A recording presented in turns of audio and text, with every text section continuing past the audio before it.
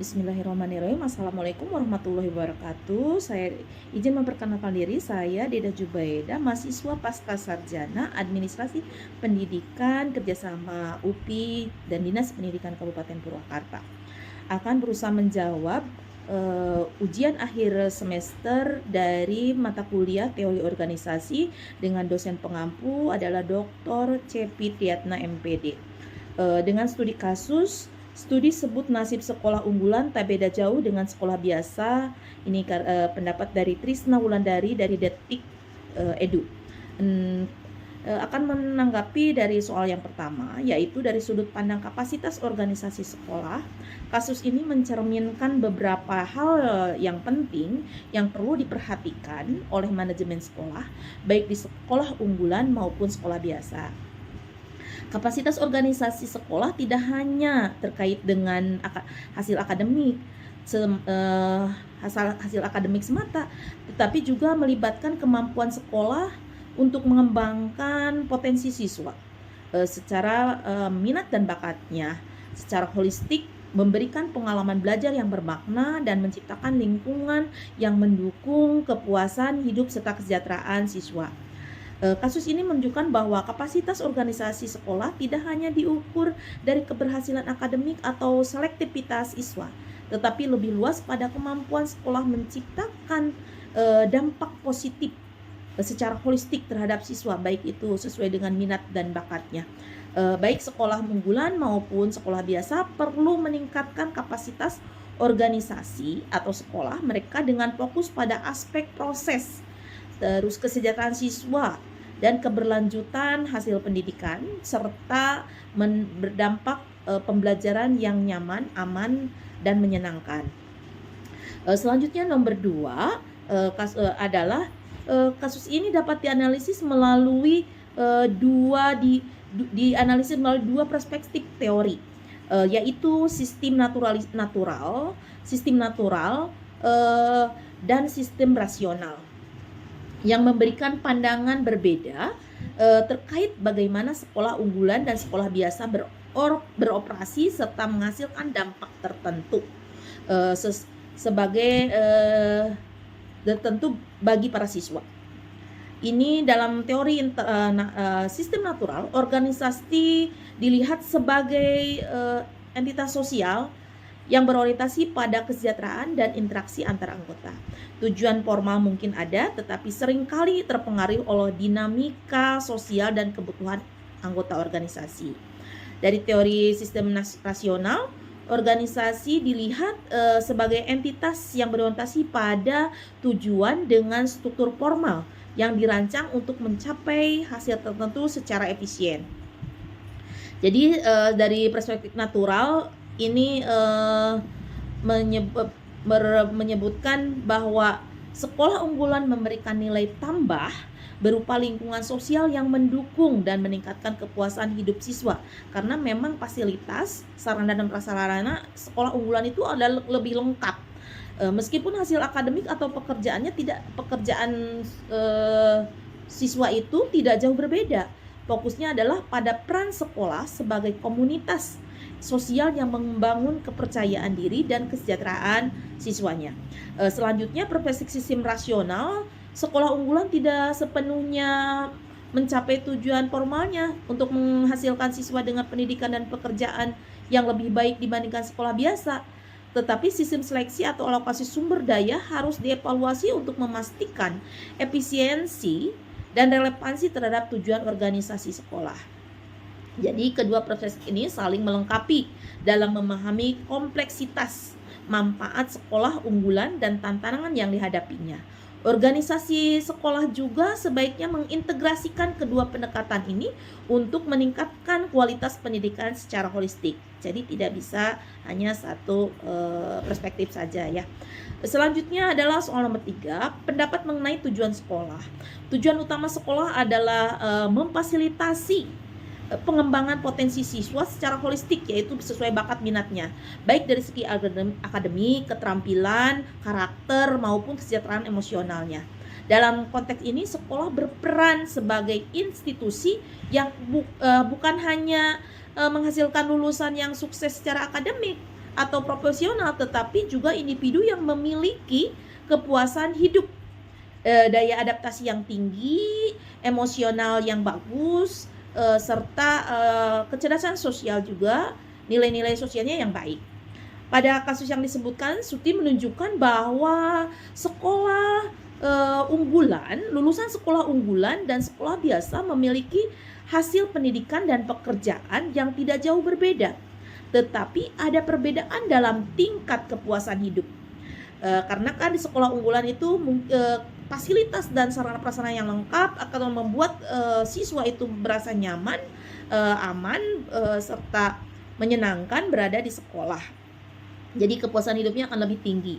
Hal ini menjadi perlunya revisi terhadap tujuan sekolah, dari hanya sekedar orientasi pada prestasi akademik menjadi fokus lebih seimbang pada keberhasilan jangka panjang, baik yang karir maupun kebahagiaan hidup siswa.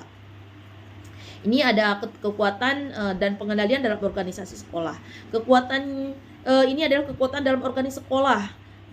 Sekolah secara otoritas formal, kepala sekolah, guru, pembuat kebijakan pendidikan ini sebaiknya digunakan secara partisipatif dan transformatif.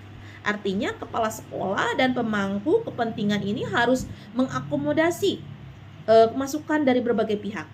Terus menggunakan kekuasaan untuk menciptakan sistem yang mendorong pengembangan siswa secara menyeluruh, bukan hanya pada fokus pada akademik saja ya, tetapi ada kepuasan atau peningkatan hidup ya, hasilnya. Terus juga hidup ya, hasilnya. Terus juga sebagai mendistribusikan kekuasaan kepala sekolah secara merata agar semua pihak dalam organisasi sekolah memiliki peran aktif dalam membangun lingkungan yang mendukung. Selain itu adalah pengendalian organisasi sekolah juga, yang itu tentang evaluasi berdasarkan outcome yang berguna. Jadi siswa setelah selesai sekolah di situ itu apa yang didapatkannya, apa keterampilan apa atau karakter apa yang itu yang akan lebih bagus dibanding sekolah biasa. Terus lagi fokus pada kesetaraan. Jadi di sini perbaikan maksudnya bahwa memiliki akses yang sama, memiliki hak dan kewajiban yang sama dalam pembelajaran. Terus lagi pemantauan berbasis data. Kalau sekolah unggulan itu karena memang fasilitasnya sudah lengkap, biasanya untuk data pengolahan data itu lebih cepat karena memakai digital ya. Tapi ada juga sekolah biasa yang sudah digitalisasi, tetapi hanya sedikit saja.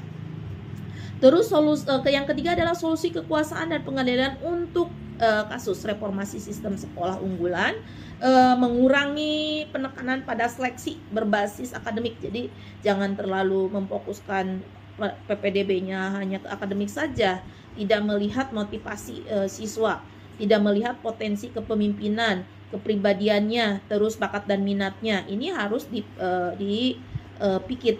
ini harus dikedepankan. Terus pendekatan juga ada ini pendekatan yang secara holistik ya dalam pendidikan. Kepuasan sekolah sebaiknya dialihkan untuk memastikan bahwa pembelajaran mencakup pengembangan keterampilan non akademik seperti kecerdasan emosional ya, kecerdasan sosial juga, spiritualnya juga, dan juga kreativitas siswa. Jadi intinya untuk solusi kekuasaan atau pengendalian untuk kasus di sini. Ya, yang selanjutnya adalah peningkatan pelatihan guru dan staf di sekolah. Guru dan staf itu perlu mengembangkan diri sesuai dengan apa yang dibutuhkannya, baik pengembangan diri secara mandiri ataupun memang terstruktur yang sudah terprogram. Selanjutnya adalah soal nomor 4, penyakit organisasi pada kasus sekolah unggulan PS sekolah biasa. Kasus ini menunjukkan beberapa penyakit organisasi yang terjadi dalam sistem pendidikan, terutama interaksi keberadaan sekolah unggulan yang dinilai memberikan manfaat signifikan bagi masa depan lulusan jika dibandingkan dengan sekolah binaan. Penyakitnya adalah fokus berlebihan pada selektivitas dan prestasi akademik. Yang keduanya kurang penekanan pada kesejahteraan dan kepuasan hidup. Ketiganya adalah efektivitas, eksklusivitas yang tidak adil atau tidak merata, dan kurangnya evaluasi berbasis data yang komprehensif. Cara memecahkannya adalah berorientasi tujuan pendidikan, terus reformasi sistem seleksi harus diperbaiki, mengurangi bobot tes akademiknya, tapi melihat juga sisi lain seperti motivasi dan kepribadian, juga bakat dan minat. Selanjutnya adalah untuk mengatasinya adalah mengevaluasi kebijakan berbasis data, ya. Jadi kesuksesan akademik dan karir, tingkat kepuasan hidup itu harus terlihat ke pengembangan karakter dan keterampilan.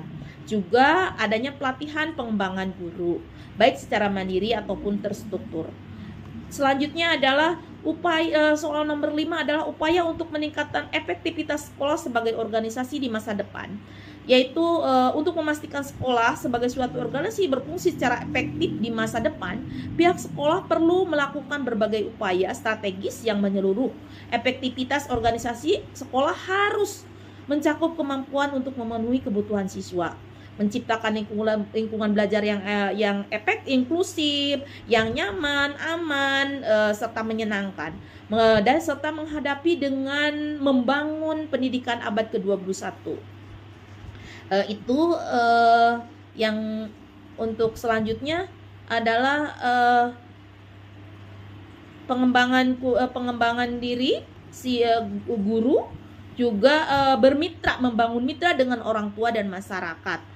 Ini soal nomor 6 ini mencakup untuk menjadi organisasi yang efektif di masa depan harus bertransformasi dari institusi yang berfokus pada capaian akademik, hanya sebatas akademik saja, menjadi komunitas pembelajaran